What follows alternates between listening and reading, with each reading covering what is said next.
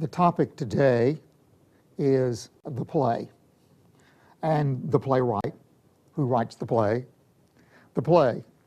which is the starting point for all or for most theater artists. We start with that which the playwright has created, the play, and we usually in the theater call it the script. And the script meaning that this is that which is our working document. And so we take this play and we use it as a script to become the basis of the production that is to be created for the audience to come see. But before we get to that point, and that is before we get to the point of creating the script, let's look at this point, let's spend some time and talk about what is the play? What is it that the playwright has created? And we're going to do that first today by looking at some ideas that have been with us for a very long time. In fact, ideas that were first presented by the Greek philosopher Aristotle. Aristotle's dates are 384 to 322 BC. Yes, that long ago.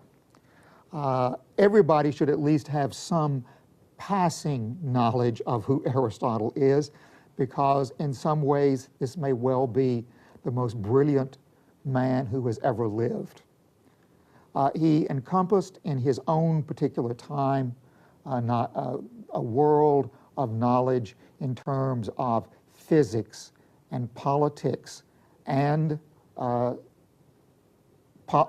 religion and arts and one mathematics and rhetoric, and one can go on and talk about those things which Aristotle developed and thought about and then presented his ideas and thoughts, attempting to present them in some logical fashion.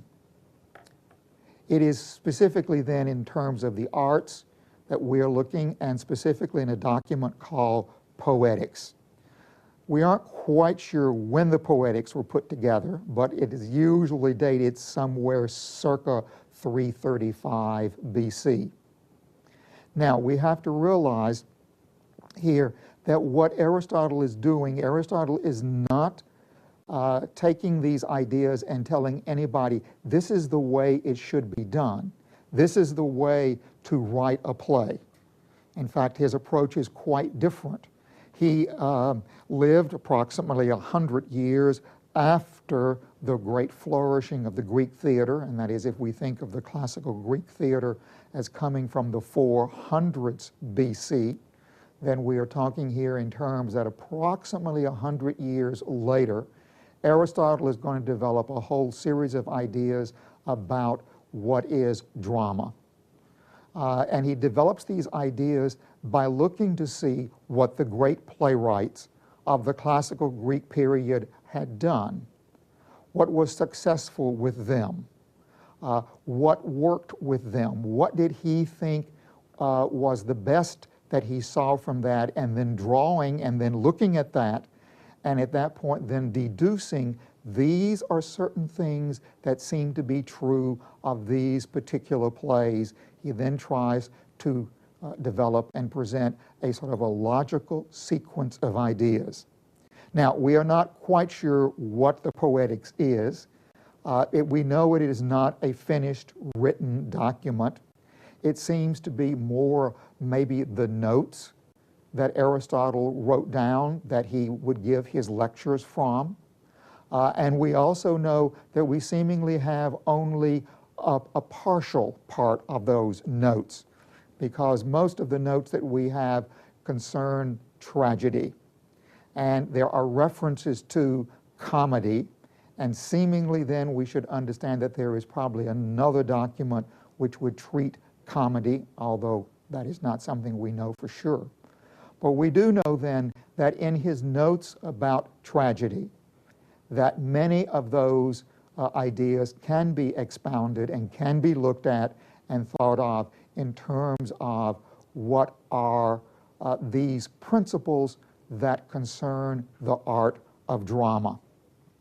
So he begins by telling us that this is the imitation of an action, an imitation not of men, but of an action and of life. And life consists in action.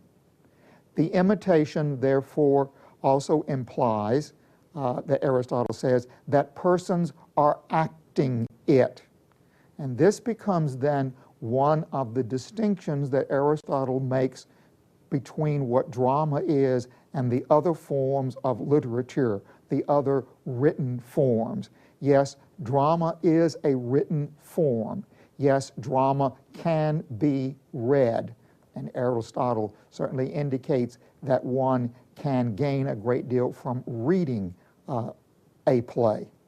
But he also goes on to point out that drama is that which is going to be acted. It is that which is going to be performed in the theater. So therefore, what we should always understand is that what the playwright creates is an unfinished form. It's not greatly different from what the composer does in writing music, in that, again, music is written in notes, and then at that point, those notes exist on the page for someone who knows how to read music, how to translate that music from the notes on the page to some kind of sound. The sound perhaps from an instrument, or perhaps the sound from the human voice. But whatever it is, those notes are there on the page waiting for their transference, waiting for their translation into the sound which the audience is going to receive. In many ways, we should perhaps think of drama in the same way, and that is that drama, yes, those are words on a page. Yes, they are words that anyone can read. They are words there that anyone may understand. But we should also realize that those words are like notes. And just as one must have some special abilities to begin to know how to read the notes and to conjure the sound from them, so then again we should think in the same way about the play, the script. It is a series of notes which exist there on the page, which are waiting for then the theater people to come in and to transfer those from words on the page into an action or actions, into the actions that one is going to see on stage.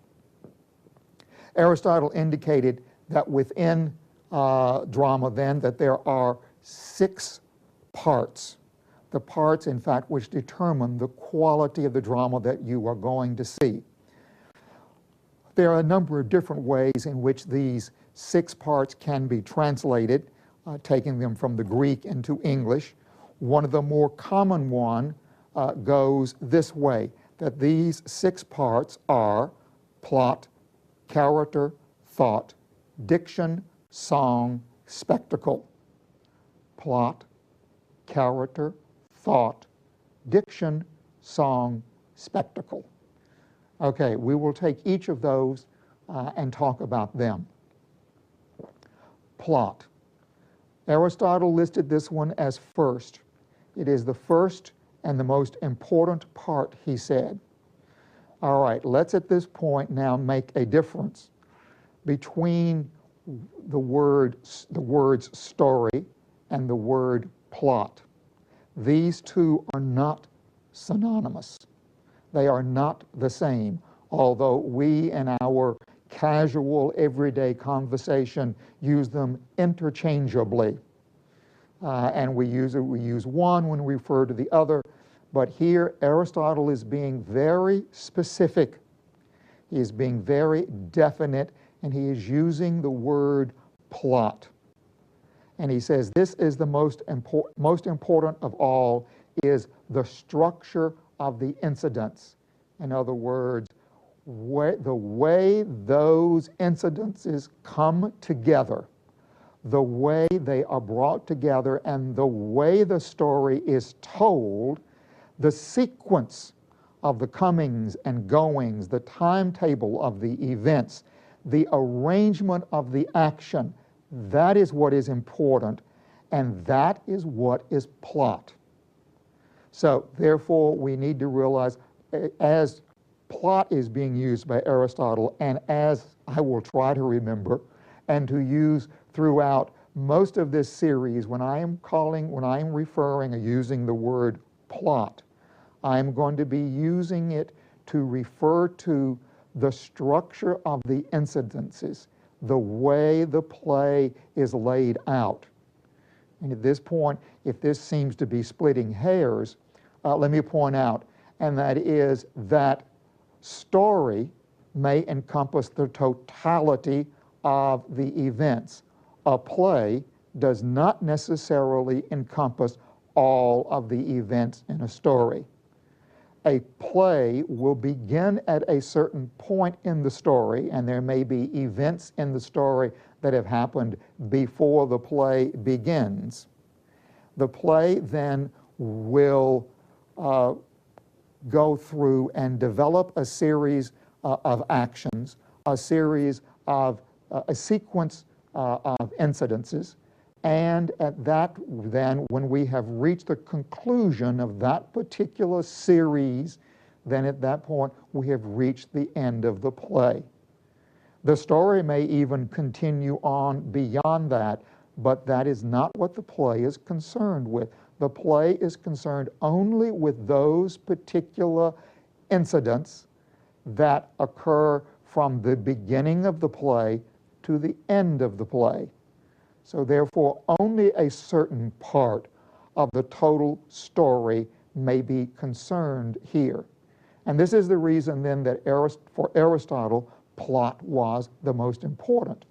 In fact, that usually and frequently the stories that were told in the Greek theater were stories that the playgoers were quite thoroughly and familiar to them, stories that they already knew. And so therefore, when they came to the Greek theater to see a play, what was important to them was, how is this particular playwright going to treat this particular story? What part of this story is this playwright going to use? How is this particular playwright going to structure the action, so as the action that constitutes then the play that we are here to see?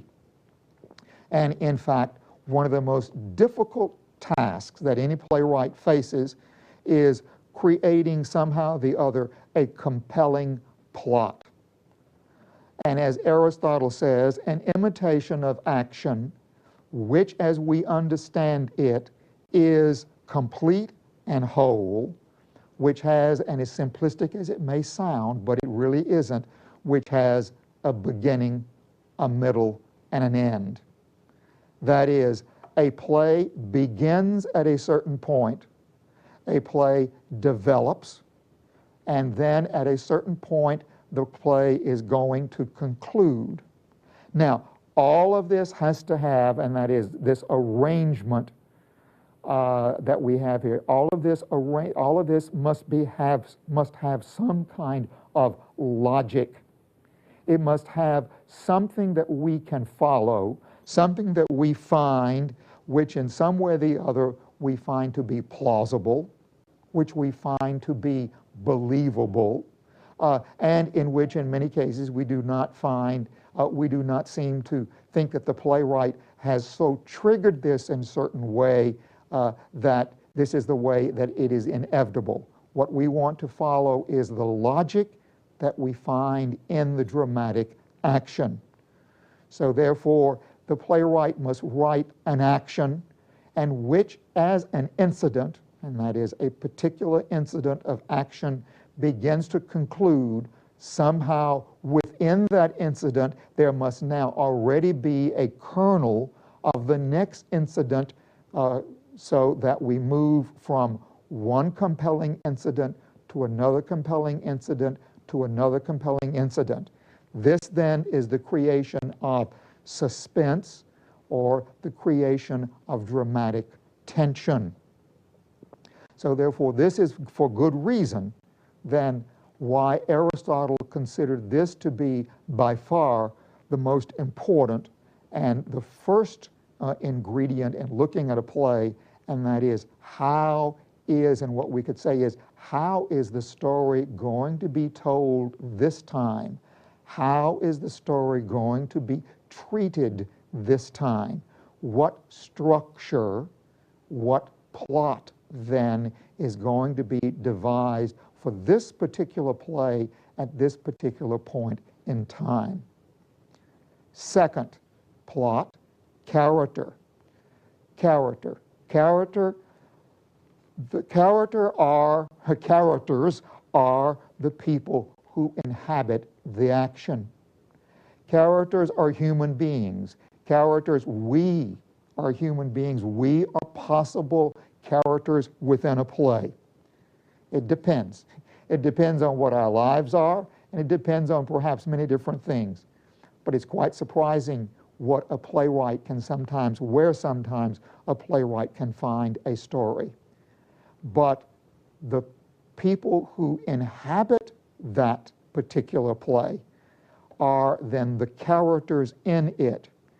And the playwright must find some way in which to interest us in those characters. We must in some way or the other care about them. We must in some way perhaps begin to identify ourselves, not necessarily always with what they are doing or who they are, but some way or the other, something in us we find reflected in, or we identify with, or we understand why the character is doing what he or she may be doing. Now again, remember, all of this must be plausible in some way. And what we must also understand here is that, and we sometimes maybe we can call this the fictive world. The fictive world creates its own plausibility. By that I mean, once we enter into that world in which these characters live, then at that point we have entered their world, we have entered their plausibility. So we do not judge what's going on in their world by what might be plausible in our world. We do not judge the characters by saying, well, I wouldn't do that. Well, yes, maybe you wouldn't do that. But the question then is one of, within the fictive world that has been created here in the world of the play, is it plausible for this particular character who has this particular set of feelings, this particular set of emotions, this particular logic, is it then logical, plausible for this character to be carrying out the actions in this particular world? Certainly then, character is what we identify with. Character is what we look at and what interests us. In fact, that is frequently then what has led some playwrights through time to scoff at this Aristotelian idea that character is second to plot. Remember, of course, what we've said is plot is first, character is second. And some playwrights have indeed attempted to write plays in which seemingly the plot is not the most important ingredient, but that what we look at is a character and the various facets of this character, and this fascination that we have with the individual becomes the basis of the interest within the play. But even here, we are still going to come back to, in the end, that there is going to be some kind of story, some kind of an imitation of action.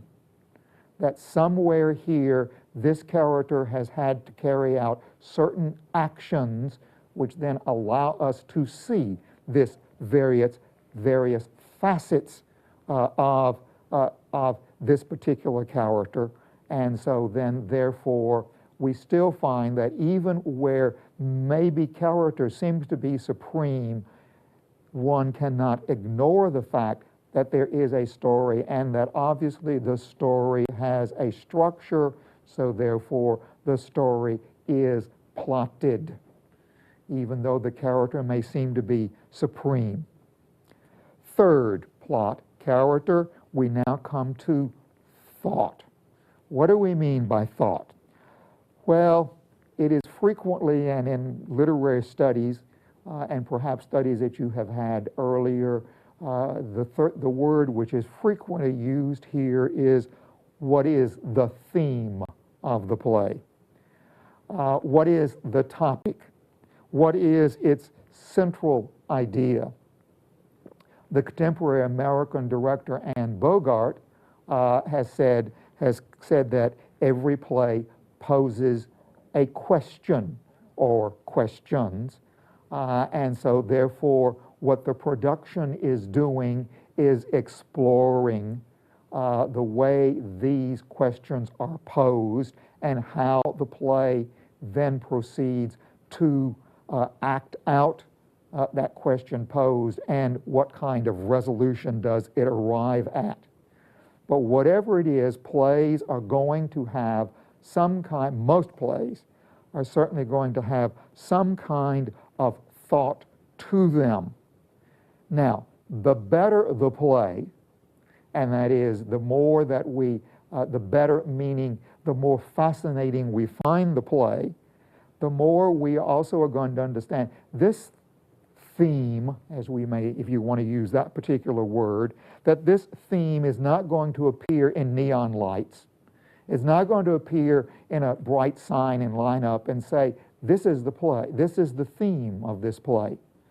The playwright is going to be more subtle than that. The playwright in some way is going to disguise it in such a way that what he or she may be developing in the play are going to be covered in the actions and the characters that are presented here in the play. In fact, there is no question that if it is too blatant, if it's too open, we perhaps can tire very easily of the play and begin to think of it as being a piece of propaganda more than it may be a world of a play. The famous Hollywood producer Samuel Goldwyn replied to a young author one time who handed him a script that he wanted filmed and said, it has a great message to it. And Samuel Goldwyn is supposed to have responded, if you want to send a message, use Western Union. So therefore, Goldwyn did not want to think that for him, film scripts had messages in them, or if they did, then that they certainly were going to be so disguised that they was not going to be immediately apparent. Now, at some point or the other, as the play proceeds and develops, we, of course, in the audience begin to be aware that there is something here within this particular play, that there is some way that this play is carrying a certain theme which we begin to be aware of, which begins to come into focus with us, that it begins to give us some kind of insight. 4, diction. Diction. We perhaps don't use the word diction the way it's being used here, and perhaps we could more easily understand it if we use the word language. But indeed, the language of any play is going to be far more complex than most people realize. First, the language chosen by the playwright must be appropriate to the character, to the story, to the theme, and to the incidents themselves. So therefore, already a playwright must be very much aware of the words that he or she may be choosing here to use, because they must be fitting. The words must also here are being used in such a way that there are tones, cadences, sound, imagery, level, that is the level of diction itself, all of which are carried in the language. The level of diction and the level of the language used will begin frequently for characters to reveal the level of their education, the level of the society to which they belong, may well indicate the geographic origin from which that particular character comes. Now, all of those things must be brought to bear, and all of those things are included by a playwright when he or she begins to give words to the character, begins to give words that the characters can speak. Then this diction begins to tell us all kinds of things, whether we realize it or not. The American composer and lyric writer Stephen Sondheim has an interesting story about a song that he wrote for West Side Story, a song which he labored on for quite some time in terms of the lyrics, and one which he felt to be quite proud of. And he tells us in an essay that he wrote, he tells us that in this particular case, that he had was very proud of the show, and a friend of his, Sheldon Harnick, came to see West Side Story. And when the show was over, or when the run-through was over, he said, I turned to Sheldon and I asked him, what do you think? Knowing at that point he was going to fall on his knees and lick the sidewalk. But he didn't. And I asked him, what was wrong? And he said, well, there's that lyric, I feel pretty. Now, I thought I feel pretty was terrific. I had spent the previous year of my life rhyming day and way and me and be and with I feel pretty. I wanted to show that I could do inner rhymes too. So I had this uneducated Puerto Rican girl singing, it's alarming how charming I feel. Sheldon was very gentle about what he said, but oh, did it hurt.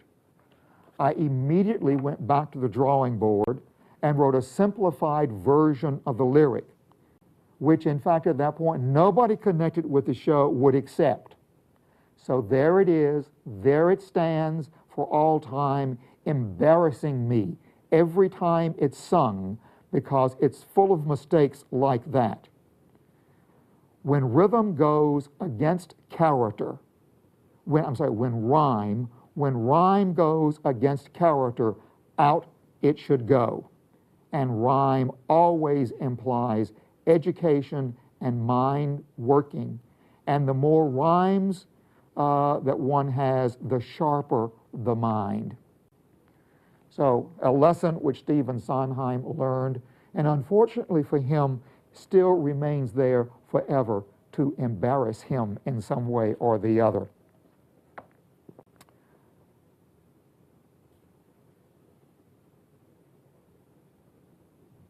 Also, Sondheim goes on and he talks about one of the other things that he had to learn in writing lyrics was that just as a playwright must learn in writing dialogue for a scene, there comes a point at which words cannot go too far. Words must always leave room for an actor to act. Now, that may seem a little strange to you, but there are certain points that the words must be there.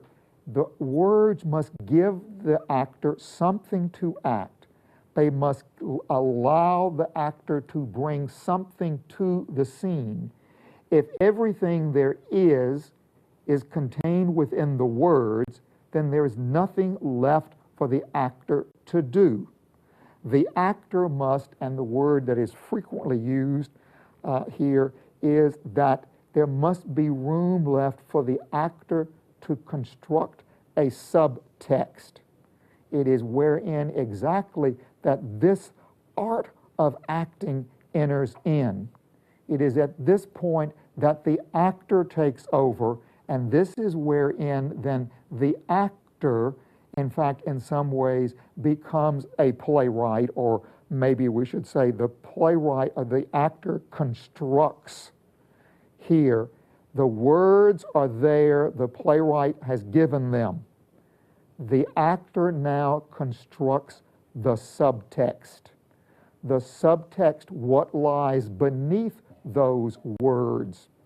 And that's exactly the reason then that from one production to another production, from one actor playing a role to another actor playing the same role at a different time, one can begin to hear those words differently from the way that you might have heard them earlier, because the actor now performing those words has constructed a different subtext from that which another actor, using exactly those same words, but at that point an actor decided these words mean this, and constructing the subtext, then the words are used in such a way to do that.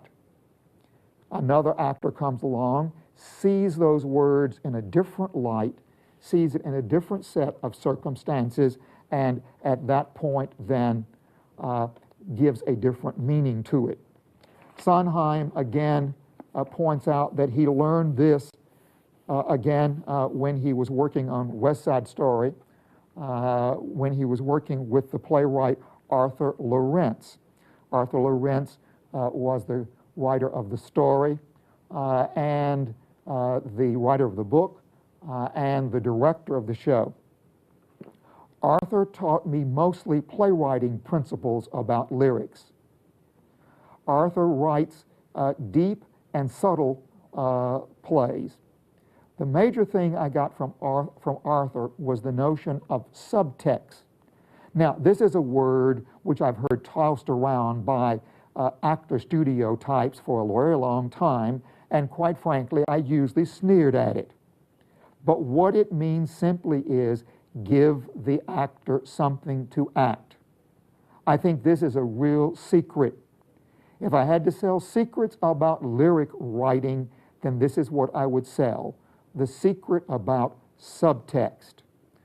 Watch how even some Broadway lyrics that you admire just sit there with nothing for an actor to play. They just play the song and then they move on. A playwright, when he writes a scene, always gives some subtext or allows for a subtext, or it turns out to be a shallow scene. Well, that happens with lyrics also. They may be very good, but if they're just on the surface, if there's no pull, then there's a kind of deadness on the stage. So therefore, here in diction and within language, there are many constraints. There are many things which a playwright, many items and ways of writing that perhaps you were not aware of before. Now, these four items that we have gone through, plot, character, thought, and diction, these four all lie within what the playwright constructs, what the playwright does in putting a play together. Aristotle then, as indicates, of course, then that what now happens is the play moves into another sphere. The play moves into the sphere of the production. It moves into the sphere of the theater. And he indicates then that there are two parts, two principles here that he is talking about.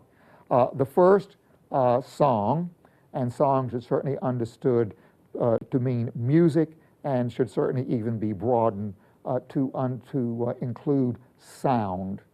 And maybe you've not ever thought about the fact that plays do indeed have sound. There are, of course, the sounds of the words themselves. But in addition to that, there are many other kinds of sounds. There may be music. Plays indeed frequently have music. There are playwrights who frequently indicate that there are kinds of music that they want played in their particular play. Tennessee Williams in A Streetcar Named Desire, a number of different times has the characters refer to the sounds of a dance hall. This dance hall is off stage. The orchestra in the dance hall is not present, but the sound of that orchestra playing comes in at certain times. Now, it is not an accident at the point that that sound comes in. That's a very deliberate kind of sound, which at that point the playwright is indicating that he or she wants brought into the play for some reason. There is a dramatic reason why at that point that particular sound is going to happen, why that particular music is heard there. But it is still a part of, it is obviously it's not on the page, the sound is only indicated. It is only when one arrives at the production that one begins to find, that one begins to hear that particular sound. I once did a production of a play by William Shakespeare called Measure for Measure.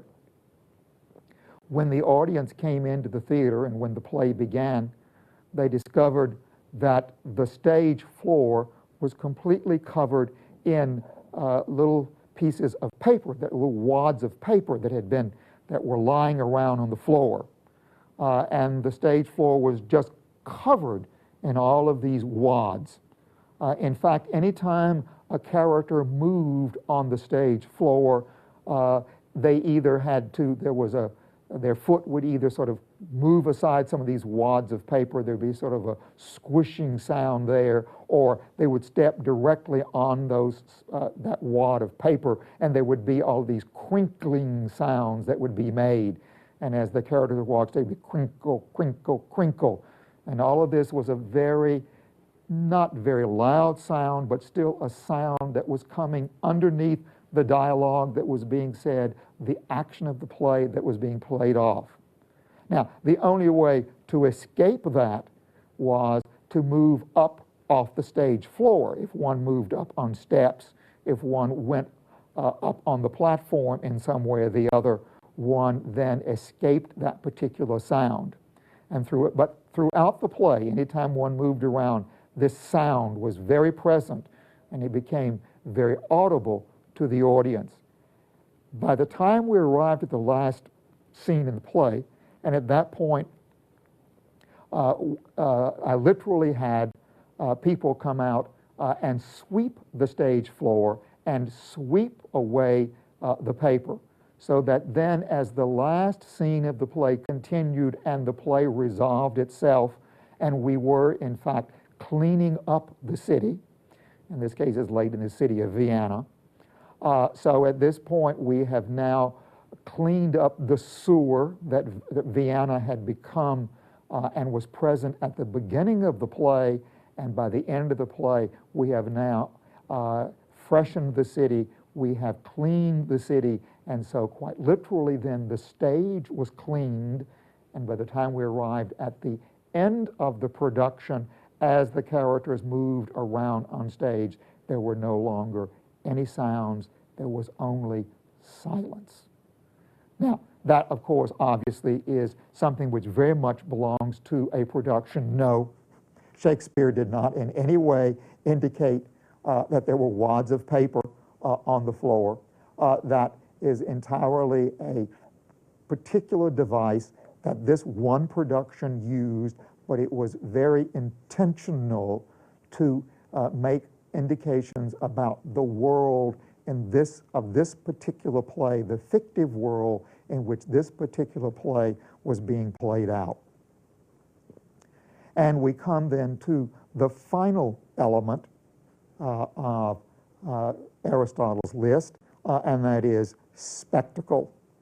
Now, let me immediately say, don't confuse that word, Aristotle's use of the word spectacle here, with the spectacular.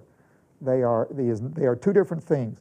Spectacle here should be understood to mean all of the visual aspects of the production, that which we are seeing, everything which is enhancing the production visually. So therefore, in the contemporary theater, sets, costumes, lights, all of those things are a part of the spectacle. So therefore, we should understand that as to what we mean. In fact, the ancient Greeks very deliberately chose the place where they went to see plays performed. The place that they gathered in was called a theatron, Theatron.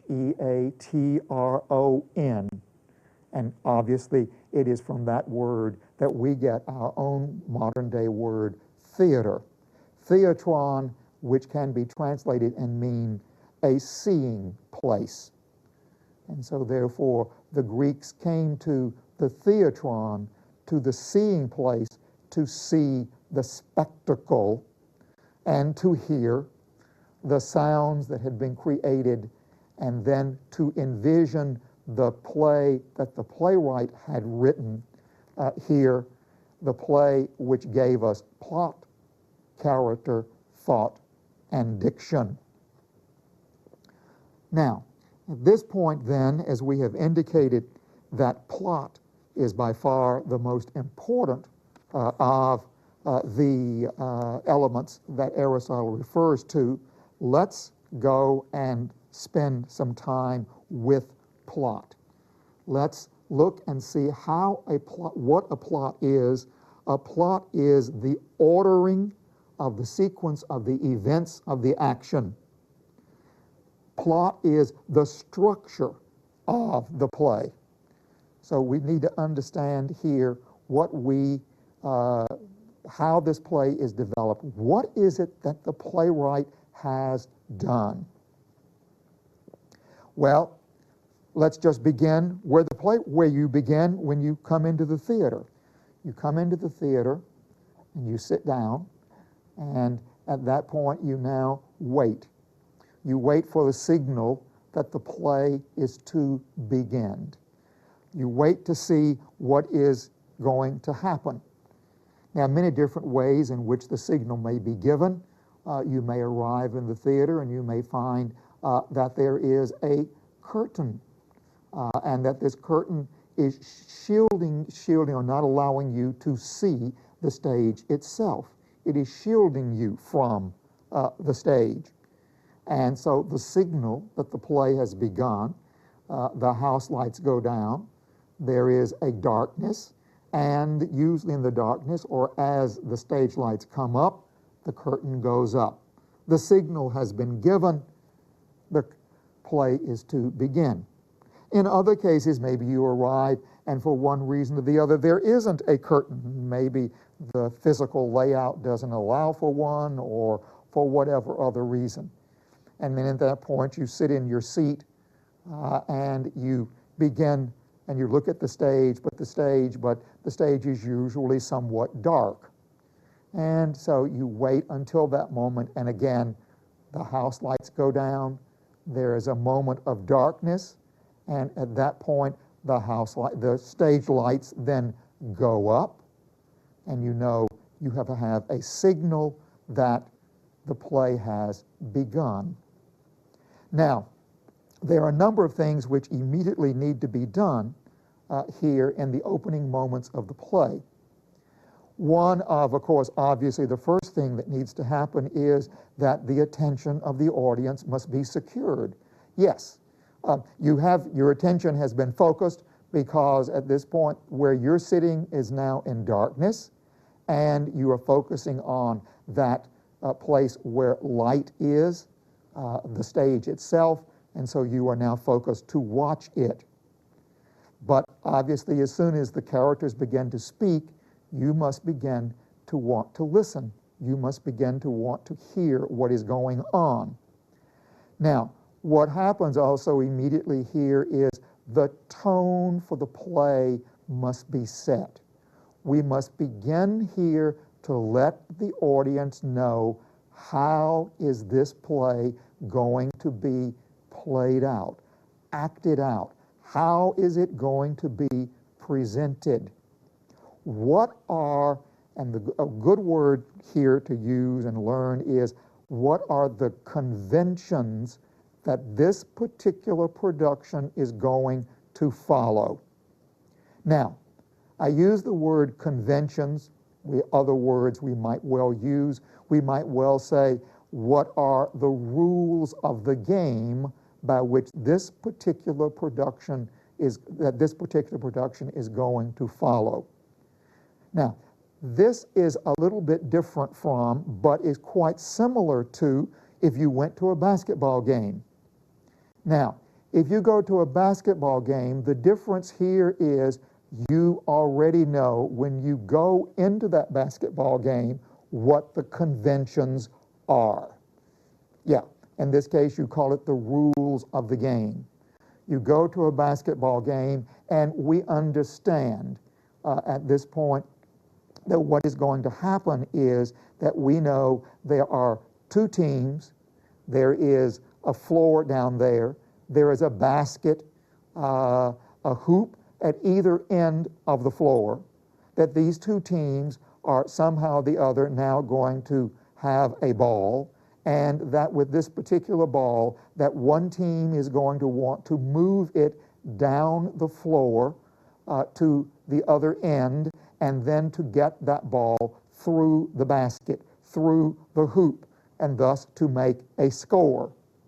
Now, obviously also the aim of the other team, and that is the team which at that point does not have the ball, the aim of the other team is twofold. One, to stop the players from making the basket, and then in turn, if at all possible, to secure the ball from the players and from the other team, and at that point then begin moving the ball up the floor the other way toward their particular goal. Now, the difference between this and what goes on in the theater is, in fact, that what happens when you come into the theater, you do not know the rules of the game. That's one of the exciting things about going to the theater. The excitement in a basketball game lies in watching the players follow the rules, see how they can manage to make a score following the particular rules that they have to follow, and most of all, what are the chances that open up? What suddenly happens? How does one player react? If a player of one team is trying to pass the ball to another player, can another player on the opposite team somehow or the other perhaps secure that ball so that it is not complete, and then at that point now the other team has secured the ball? So what are the opportunities that are being given here? What are the chances? How are they being used? How do the players make them work so as they work for their gain so that they can then make a score? Now, one can think of the theater much in this same fashion. In fact, I think you might find it very helpful to do so with the one great caveat that I've already listed. You do not know how the game is to be played. You do not know what the rules of the game are in this particular case. not until the play begins, not until we have that opening scene, and at that point we begin to learn what we are supposed to know. The playwright will begin to give it to you, the production will begin to act it out so that you will well know in some way. Neil Simon, in a play called Brighton Beach Memoirs, begins with the lead character, Jerome, with the lead character bouncing a ball against the side of the house and talking directly to the audience, and in fact telling them very specific kinds of things. Well, at that point, here is a character directly addressing us out here in the audience, a character which says, I know who you are. I know you're out there. I'm talking to you. Well, that already begins to tell us that this particular game in this particular production is going to be played differently from the way some other plays are played out.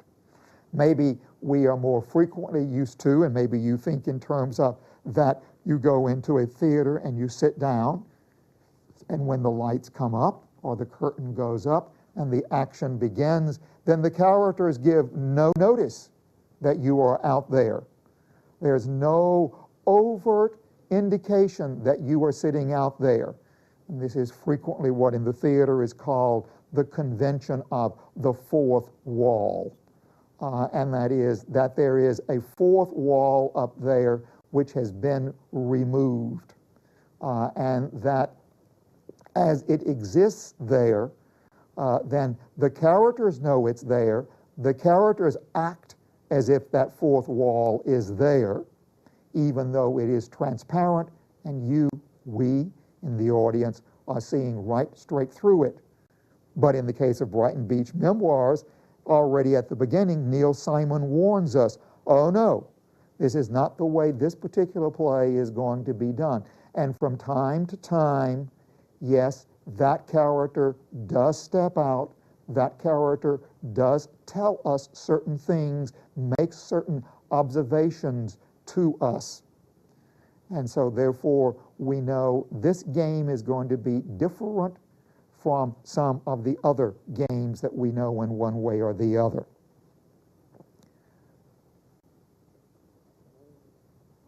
What is then fascinating in the theater is that we watch to see and how we're going to learn the conventions.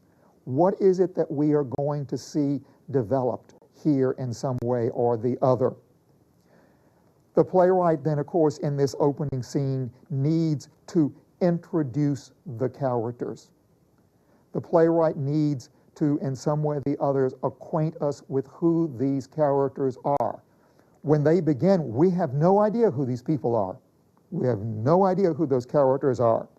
And somehow or the other, the playwright must, as I indicated earlier, interest us in the characters, must begin to tell us who these characters are, must begin to acquaint us with their moods, their feelings, their temperament, must begin to indicate the relationships that exist here from one character to another. Or maybe there are going to be other lead characters or characters who are coming into the scene at some later point. And so we need to know when that character arrives, what is the relationship of the new character to the characters already present. So all of these are things that in one way or the other, the playwright must begin to show us, must tell us in this opening scene of the play. And most of all, the playwright must first begin to indicate what is the balance. What is this, when we see the world of the fictive world at the beginning of the play, we see the world which is, we usually see the world in its balance. And at that point, we then must begin to find out what is this play in balance, because what is going to happen in the play is going to be what is going to upset this balance. How is this, what force is going to enter in, which in some way or the other, when the world has been in balance, what is going to unbalance it? What is going to disturb the world? What is it that a character is after? And as the character goes after that which he or she wants, then how does that upset the balance that has been created here? So in the opening scene of the play, a playwright has a great many things to do.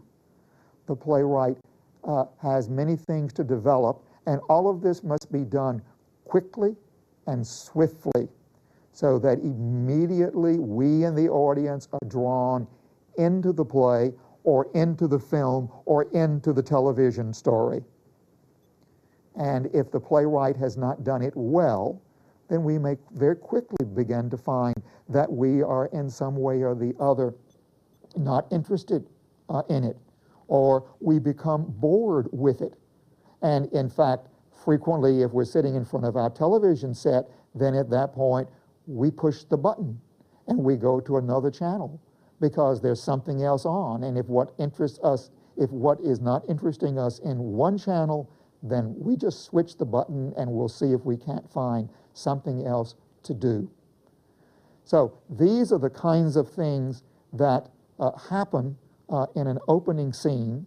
And what we're going to do in the next program is we are now going to look at two different kinds of scenes, and what we're going to see is what the playwright has done to indicate the conventions, what the playwright has done then to begin to introduce the characters to us, and then how the playwright upsets the balance which we find here, and how then the playwright begins to move on there from the opening scene to the last scene in the play.